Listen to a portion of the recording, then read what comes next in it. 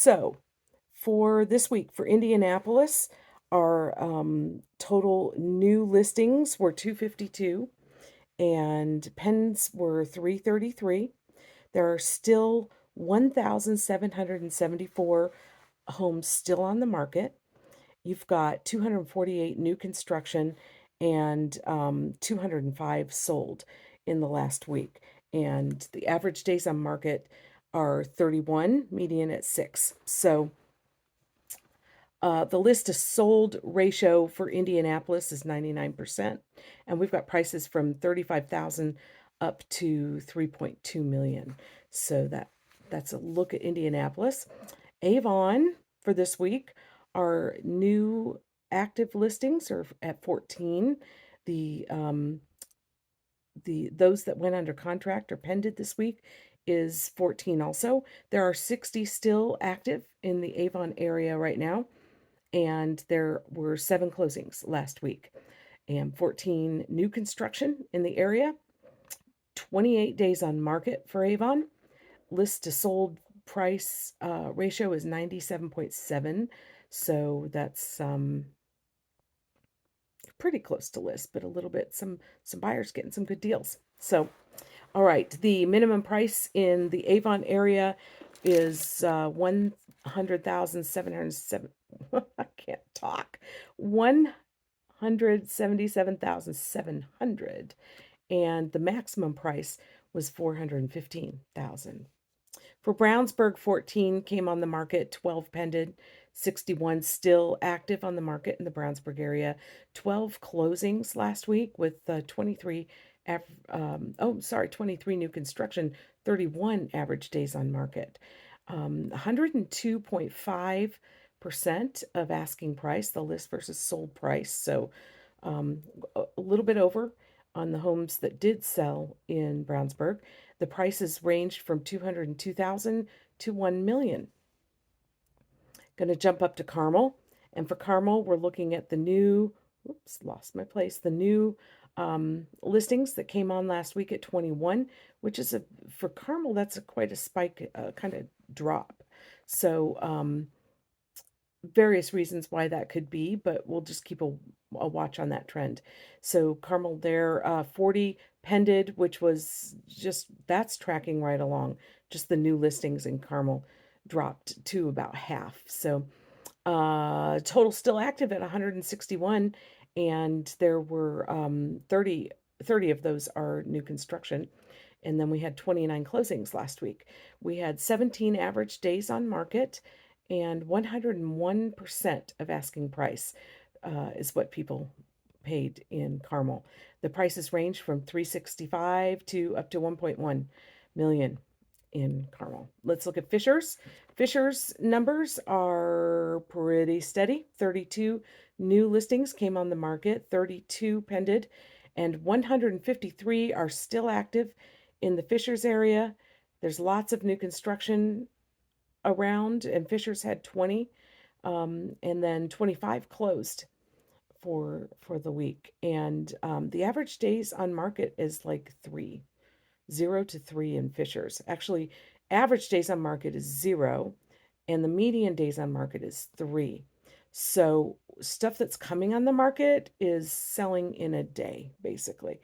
So if you're in the Fishers market, you really want a good, if you do have even the best agents, you're still competing against a lot of different factors, but you do definitely want a good agent to be able to lay all that out for you. So that's where we are in Fishers. Minimum price 275, and the max, the highest price that sold last week was 1.1 million.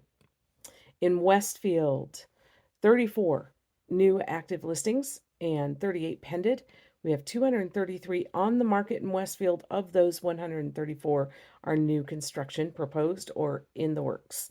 There were 23 closings in Westfield last week with an average of 42 days on market, and the median at 14. So the newer stuff is coming off the shelf in about 2 weeks. So list versus sold price in Westfield is 99.88, so almost just exactly at asking price there.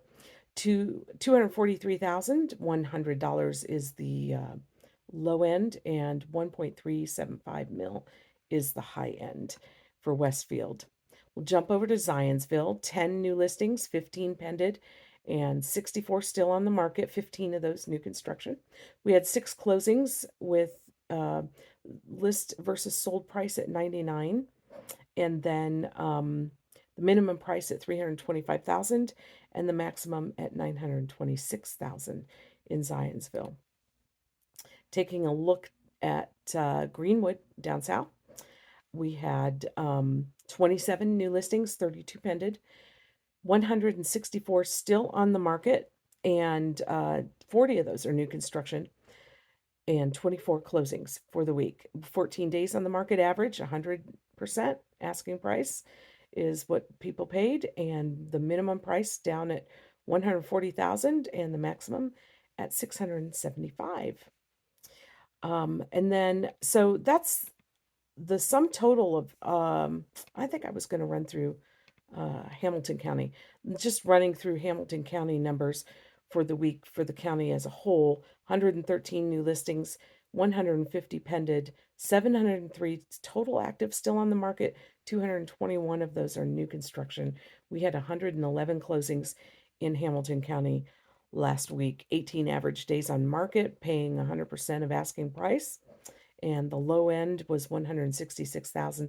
The high end was 2.5, excuse me, million for that. So one of the things that I wanted to discuss, there was a lot of discussion about rates dropping, and just a slight bit last week, and what that will do for mortgages, the mortgage rates dropping. And the good news is, this is just my opinion, and I am not a financial analyst, but the ones that I watch and follow that usually are pretty conservative and stay on track for our area, we expect to see those drop in the third quarter, end of third quarter, beginning of fourth quarter. You're going to start seeing more activity because more people can get back in the buying game. So keep an eye on that. So if you're a first-time home buyer, now through the summer, even though the rates aren't dropping as significantly, might be a better chance to try and vie for some properties. So you're up against a lot of different factors, some of those being cash or people that have more flexibility to be able to come in and beat you on an offer. So if you're a first-time home buyer with financing, we can talk about that, but a lot of opportunity maybe over the summer is what I'm thinking. So the other thing that I saw was there was I'll have to pull that up. There was a news headline clickbait that said, home prices are down. Home prices are down nationally. Let me tell you, they're not down in Indiana. They're not down in the metro Indianapolis area. In fact, this April of this year versus April of last year, you're looking at a 13.5% increase. So we're not seeing the appreciation quite as drastic as we did before, but we're still appreciating. There aren't great losses here. So I just wanted to throw those two things out to you just to let you know that it's still a good time to sell. You're still going to see some great appreciation, and you haven't lost the old appreciation, from 2 years ago. As the prices went up, we're still at those levels. So if you're thinking about selling, that's a good it's actually a really good time if you're selling and buying at the same time or concurrently, because we're not seeing, with some exceptions in Hamilton County, it's a little tighter, Fishers area, but most of the other areas, we're not seeing the battles quite as much. So it's leaning a little bit more towards buyers. And the reason I say sellers, this is a great time. You can sell at a great price, get a great price, but you're also not having to buy at the extravagant levels that we saw the last couple of years. It's a little more muted. So there's opportunity there, I think. So if you are thinking about buying or selling, feel free to get in touch and I'd be glad to help. All right, that's it for this week. Thanks a lot for joining me, and we'll be back next week. Reminder, please message me if there's an area you want to know about, you want the stats on. Feel free to reach out and ask, and I'll get those for the next week. Thanks.